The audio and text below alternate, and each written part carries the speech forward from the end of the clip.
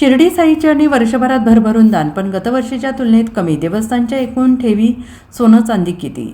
अहिलानगर जिल्ह्यातील जगप्रसिद्ध देवस्थान असलेल्या शिर्डी साईबाबा ट्रस्टच्या वार्षिक उत्पन्नात यंदाच्या वर्षी घट झाल्याचं दिसून आलंय. शिर्डीत दरवर्षी लाखो भाविक देशाच्या कानाकोपऱ्यातून दर्शनासाठी येत असतात. विदेशातील भाविकही साईबाबांचे दर्शन घेण्यासाठी शिर्डीत दाखल होतात. यावेळी साईनगरीत आलेल्या भाविकांकडून मोठ्या प्रमाणात दानपेटीत दान टाकलं जातं. अनेक भाविक सोनं चांदी आणि मौल्यवान वस्तूंच्या स्वरूपात शिर्डी साईबाबा संस्थानकडे वस्तू देऊन आपली इच्छापूर्ती करतात. आता संस्थानच्या गतवर्षीच्या वार्षिक उत्पन्नाचा लेखाजोखा समोर आलेला असून 2024-25च्या तुलनेत यंदा काही प्रमाणात घट झाल्याचं दिसून आलंय.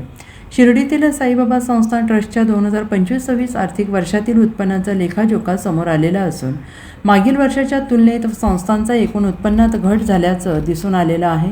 मात्र मागील आर्थिक वर्षात 15 कोटींचं वस्तुरूपात अतिरिक्त दान प्राप्त झाल्याने दान अधिक असल्याची माहिती संस्थांच्या वतीनं देण्यात आलेली आहे. मागील आर्थिक वर्षात मुदत ठेवींवरील व्याज उत्पन्नात तब्बल 14 कोटी रुपयांची वाढ झालेली आहे. आर्थिक लेखाजोखातील आकडेवारीनुसार 2024-25 या आर्थिक वर्षात साईबाबा संस्थांचे एकूण उत्पन्न 648 कोटी रुपये होते, तर 2025-26मध्ये हे उत्पन्न 638 कोटी रुपयांवर आले आहे. म्हणजे उत्पन्नात 10 कोटी रुपयांची घट नोंदवण्यात आलेली आहे. मात्र साईबाबा संस्थानला वस्तुरूपात 15 कोटींचे देखील अतिरिक्त दान भक्तांकडून प्राप्त झाल्याची माहिती देण्यात आली आहे. वस्तुरूपातील दान ग्राह्य धरल्यास गतवर्षीच्या तुलनेत अधिकच दान झाल्याचं साईबाबा संस्थानचे मुख्य कार्यकारी अधिकारी गोरक्ष गाडीलकर यांनी म्हटलं आहे.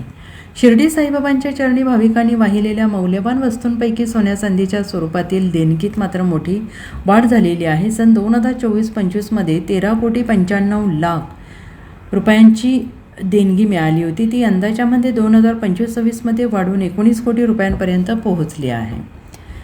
Bureau report SBN Marathi, Shirdi.